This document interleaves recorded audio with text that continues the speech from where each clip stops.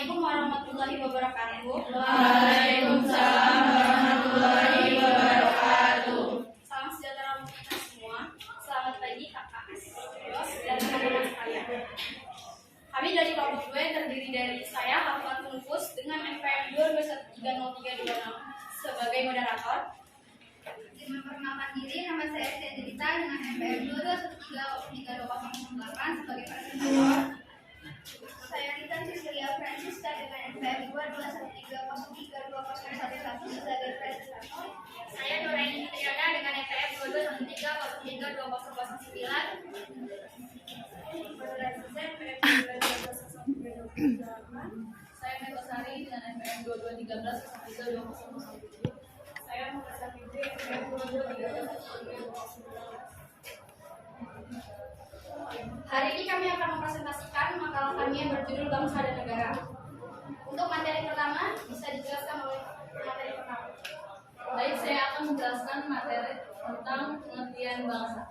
Bangsa adalah sekelompok orang yang memiliki adat istiadat, asal-usul, bahasa, dan sejarah yang sama serta berkepemimpinan sendiri. Bangsa sendiri ialah sebuah kelompok yang terdiri dari memiliki asal-usul, adat istiadat, bahasa, dan sejarah yang sama, dan berkepemimpinan sendiri. Bangsa adalah sekelompok orang yang biasanya disatukan oleh kesatuan bahasa dan wilayah tertentu di bumi. Terima kasih Meta atas penjelasannya. Untuk materi selanjutnya materi kedua.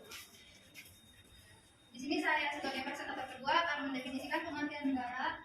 Menurut Kamus Besar Bahasa Indonesia, pengertian negara dibagi menjadi dua. Yang pertama, negara adalah suatu organisasi yang memiliki tingkat kekuasaan tertinggi dan ditaati oleh masyarakat. Yang kedua, negara adalah suatu kelompok sosial di bawah organisasi, lembaga, partai politik, dan juga pemerintahan yang berdaulat. Selain itu, pengertian negara juga didefinisikan oleh beberapa ahli, seperti Roger yang menyatakan bahwa pengertian negara adalah alat untuk mengatur persoalan-persoalan bersama masyarakat. Kemudian Max Weber yang mengatakan bahwa negara adalah suatu masyarakat yang memiliki hak monopoli dalam penggunaan kekuasaan fisik secara sah di dalam suatu wilayah. Terima kasih. Terima kasih penjelasannya Nesti. Untuk materi selanjutnya akan dibacakan oleh kita Nesti. Selanjutnya adalah unsur-unsur terbentuknya negara. Jadi unsur-unsur terbentuknya negara itu terbagi menjadi 4. Yang pertama, wilayah. Yang kedua, rakyat. Yang ketiga, pemerintah yang berdaulat. Dan yang keempat adalah pengakuan dari negara lain. Untuk wilayah itu terbagi menjadi 2. Yang pertama, wilayah daratan dan lautan. Rakyat adalah kumpulan manusia yang hidup bersama dalam suatu masyarakat penghuni suatu negara. Meskipun mereka ini mungkin berasal dari keturunan dan memiliki kepercayaan yang berbeda. Yang ketiga adalah pemerintahan yang berdaulat. Dalam arti luas, pemerintah adalah gabungan dari semua badan kenegaraan, yaitu eksekutif, legislatif, dan yudikatif yang berkuasa memerintah di wilayah suatu negara.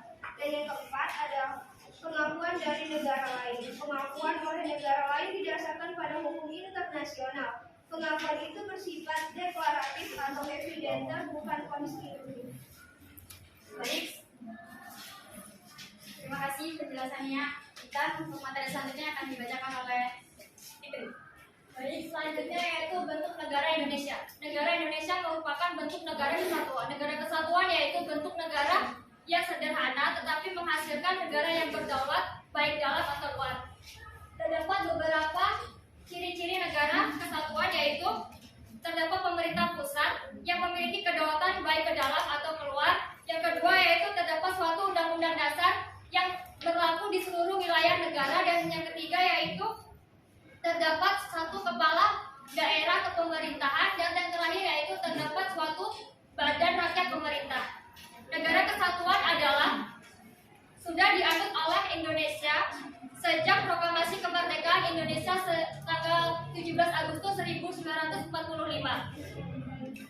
Negara kesatuan adalah bentuk negara yang sifatnya tunggal dan tidak tersusun atau terbagi dari beberapa negara yang memiliki kedaulatan atau terbagi dari beberapa negara yang memiliki kedaulatan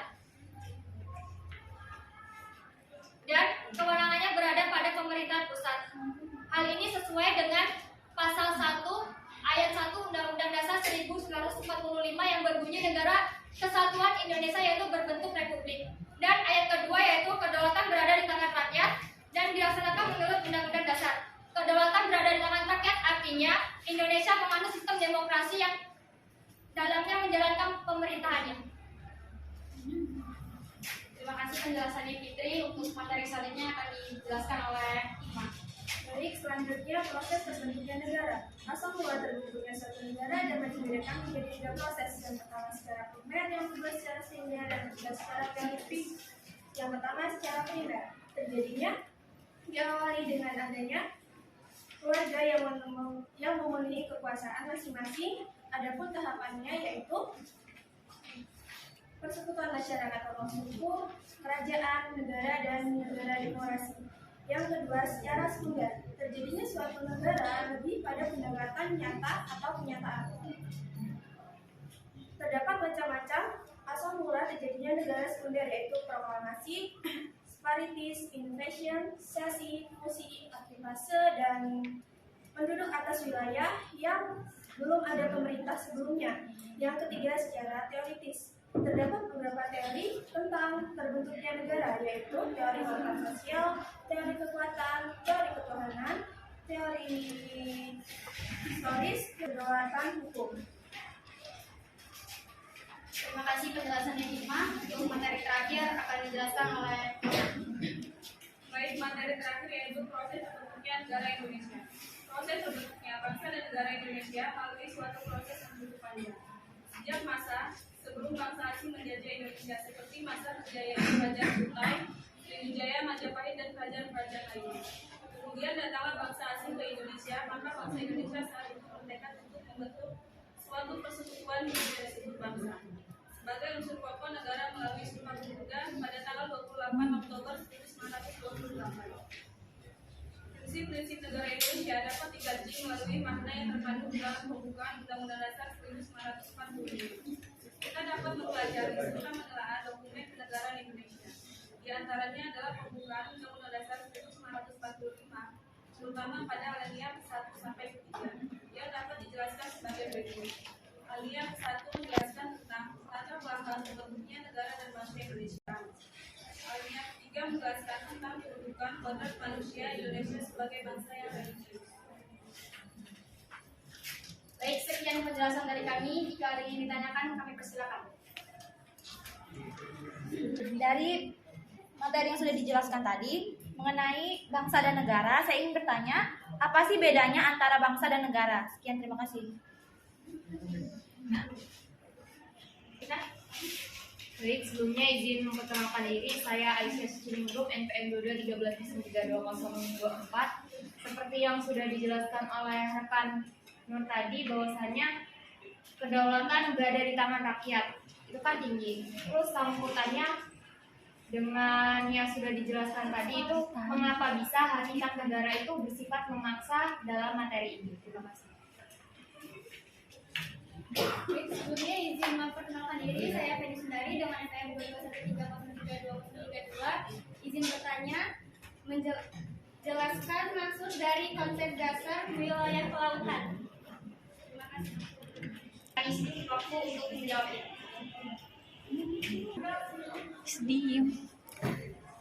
Terima kasih untuk teman-teman semua pertanyaannya. Silakan kami untuk menjawabnya. Silakan untuk menjawab pertanyaan dari Rofia. Pertanyaannya, apa bedanya bangsa dan negara? Jawabannya, perbedaan negara merupakan suatu organisasi besar yang teratur, sementara bangsa hanya sekumpulan masyarakat. Negara memiliki legitimasi dalam mengatur dan memaksa masyarakat, sementara bangsa tidak.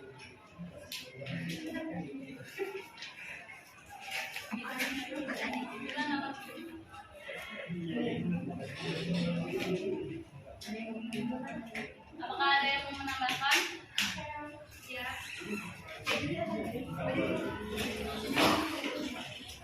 Jadi bisa menambahkan jawaban dari Neta tadi. Tadi mereka bilang bangsa adalah sekumpulan masyarakat, kan? Nah, di sini saya mau menambahkan bahwa rencana kumpulan masyarakat yang membentuk negara disebut sebuah bangsa. Dan dapat disimpulkan bahwa pada dasarnya bangsa adalah rakyat yang telah mempunyai kesatuan tekad untuk membangun masa depan bersama. Terima kasih. Kita akan lagi. Jika tidak ada, kita akan selanjutnya untuk menjawab pertanyaan yang kedua. Akan dijawab oleh Nuraini. Baik, tadi pertanyaan dari saudari Cia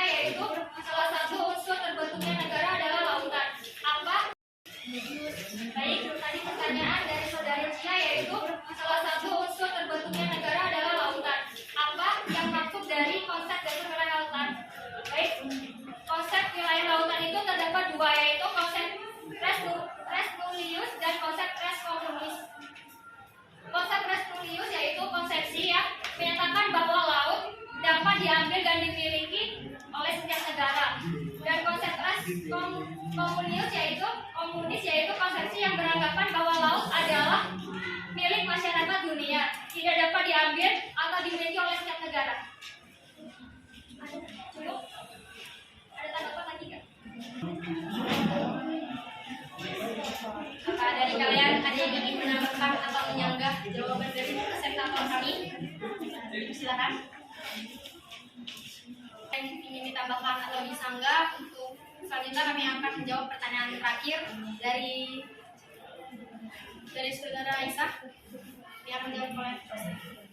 Baik, di sini saya akan menjawab pertanyaan dari saudari Aisyah yang mengapa hakikat negara bersifat memaksa.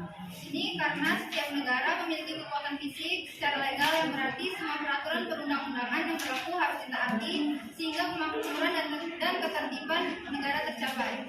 Apakah saudari Aisyah sudah jelas? Memberikan contoh undang-undang yang memaksa itu dalam hakikat negara itu yang seperti apa? Atau contoh bisa dibacakan? Baik, saya akan menjawab pertanyaan dari saudari Aisyah. Pertanyaannya, contoh undang-undang yang bersifat memaksa ya. Contohnya yaitu terdapat pasal 22 UUD 1945 yang terdiri atas 3 ayat. Ayat pertama yaitu dalam hal kegentingan yang memaksa, Presiden berhak menetapkan peraturan pemerintah sebagai pengganti undang-undang. Ayat kedua yaitu peraturan pemerintah harus mendapat persetujuan DPR, dan ayat ketiga yaitu jika tidak mendapat persetujuan DPR maka peraturan pemerintah itu harus dicabut. Jadi menurut kalian apakah dari pasal 22 yang disampaikan tadi sudah terlaksana di negara kita? Yes. Pusing nih Pak. Yang sudah itu seperti apa dan yang belum itu yang seperti apa? Yes.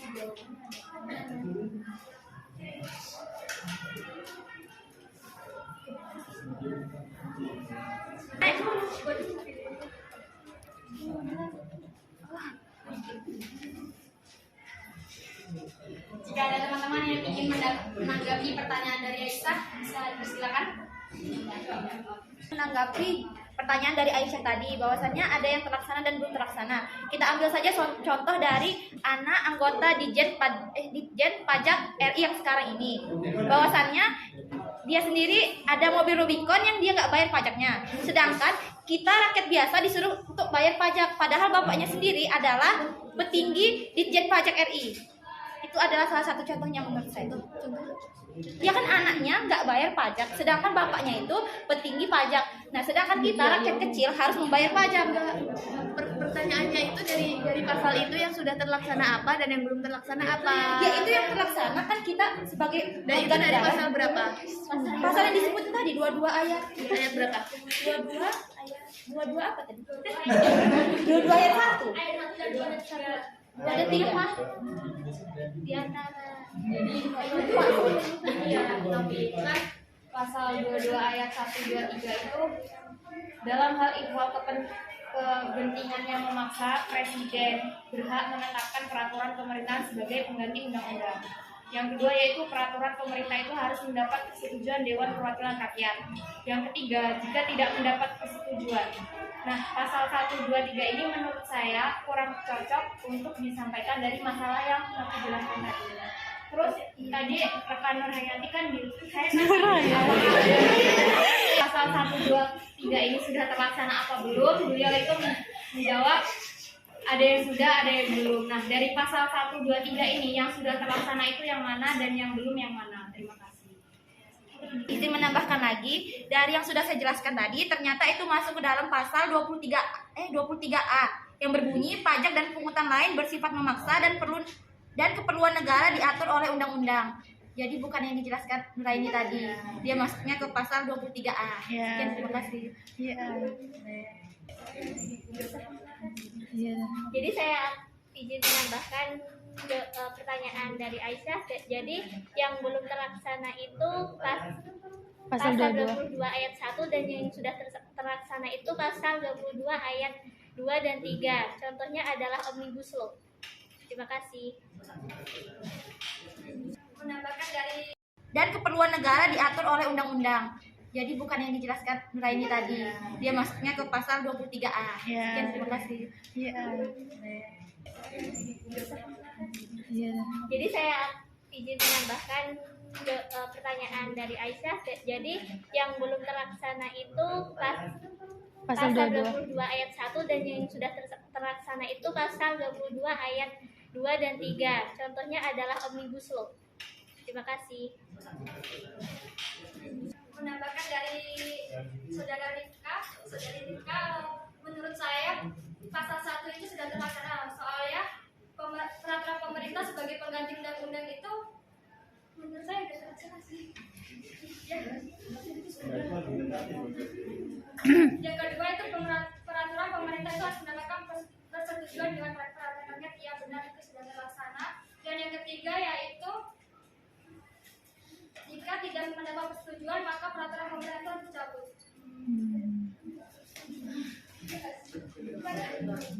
Belum sih. Itu kalau menurut saya itu belum pasal. Udah. Bagaimana saudari Aisyah? Jadi bisa disimpulkan tadi kalau dari sudut pandang yang berbeda bahwasanya jawabannya juga berbeda. Kalau dari saudara Rinka yang belum terlaksana itu pasal 1, kalau dari saudara pemateri itu yang belum terlaksana pasal 3. Jawabannya subjektif. Udah. Terima kasih. Sekian pembahasan dari kami. Dapat disimpulkan bahwa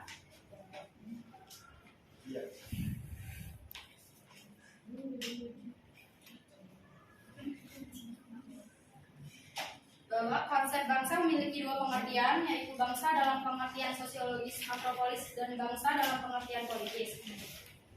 Negara adalah suatu wilayah di permukaan bumi yang kekuasaannya baik politik, militer, ekonomi, sosial maupun budayanya diatur oleh pemerintahan yang berada di wilayah tersebut. Secara umum dalam konsep teori modern dan negara terbagi ke dalam dua bentuk, negara kesatuan dan negara serikat. Sifat negara secara umum yaitu sifatnya memaksa, memonopoli, dan sifat mencakup semua.